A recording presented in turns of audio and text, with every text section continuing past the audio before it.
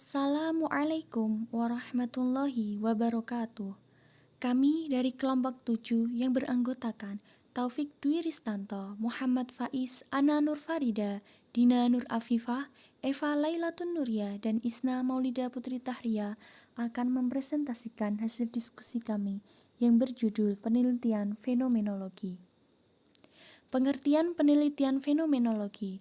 Istilah fenomenologi secara etimologis berasal dari kata fenomena dan logos. Fenomena berasal dari kata kerja Yunani painestai yang berarti menampak dan terbentuk dari akar kata fantasi, fantom, dan fostor yang artinya sinar atau cahaya. Secara harfiah, fenomena diartikan sebagai gejala atau sesuatu yang menampakkan. Menurut Doni, penelitian fenomenologi adalah ilmu tentang esensi-esensi kesadaran dan esensi ideal dari objek-objek sebagai korelasi dengan kesadaran. Sejarah penelitian fenomenologi. Fenomenologi pada awalnya merupakan kajian filsafat dan sosiologi. Edmund Husserl sendiri, penggagas utamanya menginginkan fenomenologi akan melahirkan ilmu yang lebih bisa bermanfaat bagi kehidupan manusia setelah sekian lama ilmu pengetahuan mengalami krisis dan disfungsional. Fenomenologi kemudian berkembang sebagai semacam metode riset yang diterapkan dalam berbagai ilmu sosial, termasuk di dalamnya komunikasi sebagai salah satu varian dalam penelitian kualitatif dalam payung paradigma intensif. Sumber data penelitian fenomenologi. Sumber data terbagi menjadi dua, yaitu data primer dan data sekunder. Data primer adalah data yang diperoleh peneliti secara langsung dari tangan pertama. Data sekunder adalah data yang diperoleh peneliti dari sumber yang sudah ada.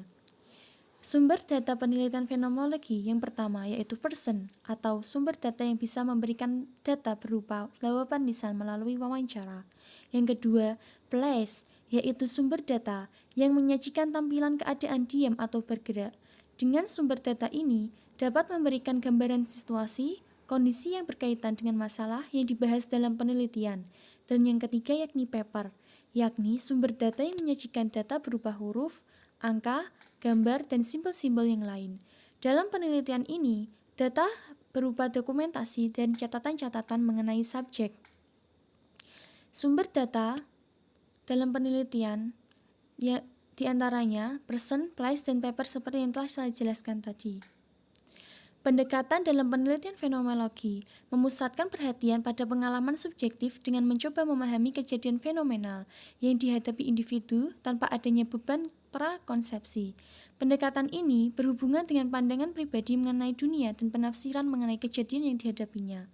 Pendekatan ini berupa pengamatan, imajinasi, berpikir secara abstrak, dan merasa atau menghayati. Selanjutnya, metode penelitian fenomenologi. Objek kajian dalam penelitian fenomenologi adalah seluruh tindakan dan perbuatan manusia dengan melibatkan keyakinan. Dari pendekatan ini membutuhkan berbagai disiplin ilmu, yakni psikologi, sosial, ekonomi, sejarah, dan lainnya. Dan penelitian ini merucut pada kehidupan sosial budaya dan dianalisa secara sistematik. Ada beberapa tahapan dalam penelitian ini, diantaranya membuat pengumpulan data yang akurat, membuat daftar pertanyaan kepada responden supaya lebih terarah, selanjutnya melakukan observasi lapangan agar bisa merasakan sesuatu yang dirasakan di dalam pendidikan. Yang keempat, intervensi pendidikan karena pendidikan yang merasakan kehidupan tersebut secara objek.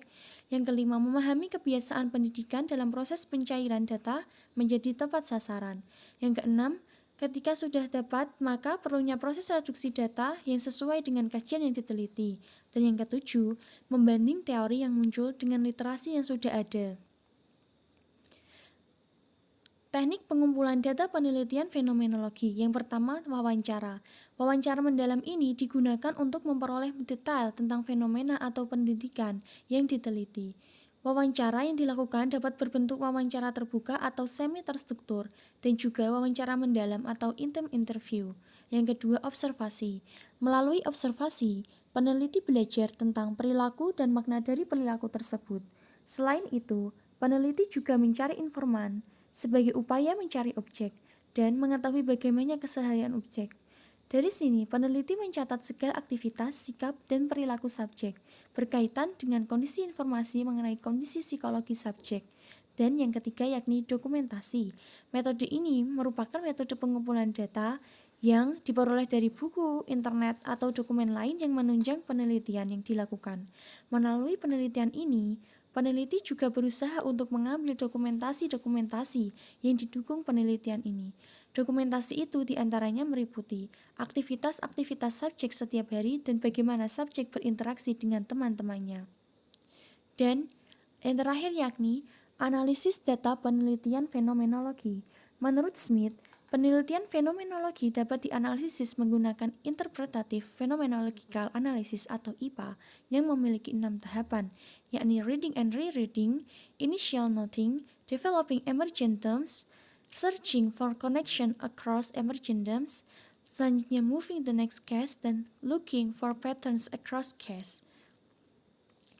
Tahap pertama yakni reading and rereading, yakni mendeskripsikan atau menuliskan transkrip interview ke dalam bentuk tulisan dan membaca kembali data dengan model keseluruhan struktur interview untuk selanjutnya dikembangkan. Yang kedua yakni initial noting, yakni memberikan catatan atau komentar exploratory data yang telah dituliskan yang meliputi descriptive comment, linguistic comment, dan conceptual comment dengan berorientasi pada partisipan. Dan dekonstruksi atau meninjau kembali catatan. Yang ketiga yakni developing emergent terms, yakni analisis komentar eksploratory dengan transkrip asli yang telah dideskripsikan untuk diidentifikasi munculnya tema-tema, termasuk untuk memfokuskan hingga menjadi jelas, reorganisasi data pengalaman partisipan, dan menetapkan tema-tema. Selanjutnya yang keempat, searching for connection across emergent terms. Kegiatannya yakni mengurutkan secara kronologis, mengembangkan hubungan antar tema yang bersesuaian ke bentuk grafik atau mapping, mencari makna dari sketsa tema-tema yang telah terbentuk, dan mengoneksikan yang mungkin muncul dalam IPA meliputi abstraction, substitution, polarization, contextual, numerization, dan function. Yang kelima yakni moving the next case. Kegiatannya berupa berpindah dari analisis setiap satu kasus atau partisipan yang telah selesai ke kasus atau partisipan selanjutnya dengan mengulang proses yang sama sampai seluruh kasus terselesaikan. Dan yang terakhir atau yang keenam yakni looking for patterns across case, mencari pola yang muncul antar kasus atau partisipan, adakah hubungan dan bagaimana penggambaran dan pelabelan kembali tema.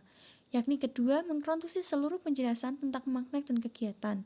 Dan kegiatan yang terakhir berupa membuat master table dari tema-tema kasus ke dalam sebuah organisasi deskripsis memiliki kesatuan makna. Itu tadi penjelasan dari kelompok kami, kurang lebihnya mohon maaf. Wassalamualaikum warahmatullahi wabarakatuh.